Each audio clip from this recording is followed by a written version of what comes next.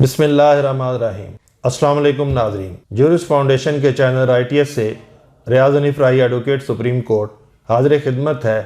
नाज़रीन कराम, supreme court of Pakistan इस वक्त जिन हालात से गुज़र रही है वो आपके सामने हैं। इन हालात की वजूहात क्या हैं वो मैंने एक ख़त की शक्ल में आप लोगों के सामने रखी हैं और ये ख़त चीफ़ जस्टिस ऑफ पाकिस्तान के नाम लिखा गया है, जिसको आप स्क्रीन के ऊपर देख रहे हैं। इस ख़त के कंटेंट्स यूँ हैं। चीफ़ जस्टिस ऑफ पाकिस्तान के नाम खुला ख़त। अस्सलाम वालेकुम। जनाब ने 90 दिन में इंतखाबात का फ़ैसला करके बज़ाहिर आइन की ताबेदारी की, लेकिन सियासी हलकों में से PTI के हक़ में जानबदारी का नाम दिया गया है और फिर आपको अपने ही साथियों ने इस कदर उलझा दिया कि लड़ाई बढ़ती हुई दिखाई दे रही है, जिससे अदालत उज़्मा की लगातार बेतौकीरी हो रही है और लोगों के मुकदमात भी मुतासर हो रहे हैं। मगर देखना ये है कि ऐसा क्यों हो रहा है और ख़राबी कहाँ पर है। मैं आपसे चंद सवालात पूछने की जसारत कर रहा हूँ। नंबर 1, आपके पेश रो जनाब इफ्तिखार मोहम्मद चौधरी साहब ने एशियन डेवलपमेंट बैंक की एक्सेस टू जस्टिस की मद में ली गई रकम इंडोवमेंट फ़ंड में रखवा कर मुनाफा की निगहदाश्त बतौर chairman law and justice commission की, जो बाद अज़ाम बाकी चीफ साहबान करते रहे, और फिर साकिब निसार साहब ने डैम फंड का पैसा सुप्रीम कोर्ट का अकाउंट खुला कर फिक्स कराया, जो सिर्फ इंतज़ामी इख्तियारात में मुदाखलत नहीं बल्कि सूद है। हर रोज़ सूदी मुनाफा आपकी निगरानी में वसूल किया जाता है।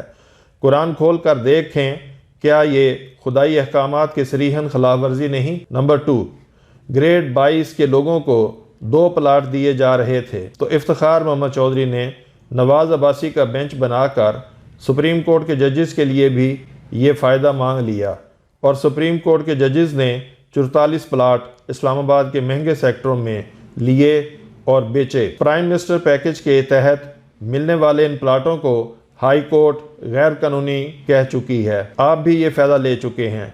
क्या आप लोग गैर कानूनी फ़ायदा से दस्तबरदार होने के लिए तैयार हैं और जजेस को प्रॉपर्टी डीलर के काम से आज़ाद कर पाएंगे। नंबर 3, सिविल जज से लेकर सुप्रीम कोर्ट के जजेस तक तनख्वाहें इंतज़ामी हमपला अफसरों से कई गुना ज़्यादा हैं।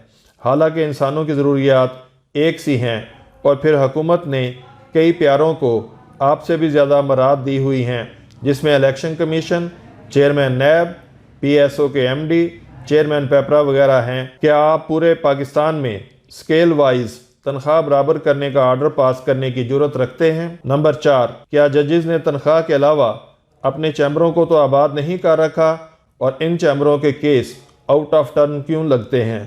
क्या जजेस दौरान मुलाजमत अपने चैम्बर बंद करने की हिम्मत कर सकते हैं।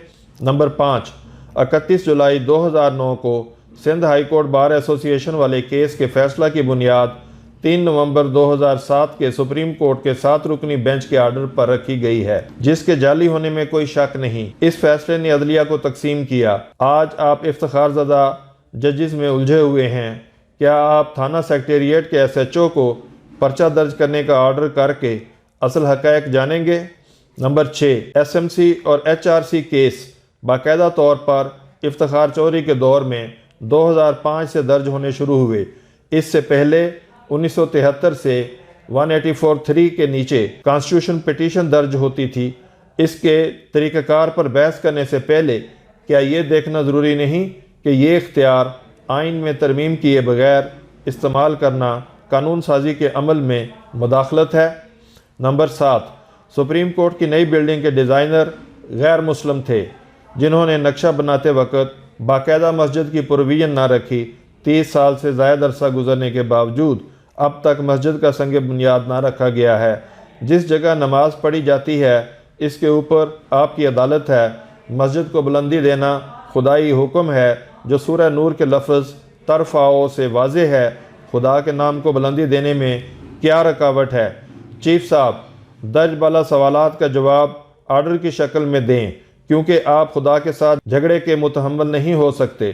खुदा ने तकबर करने वाले को हमेशा गिराया है और चौधरी जुरिस्प्रूडेंस में बनने वाले AU जजेस ने बहर सूरत गिरना ही है।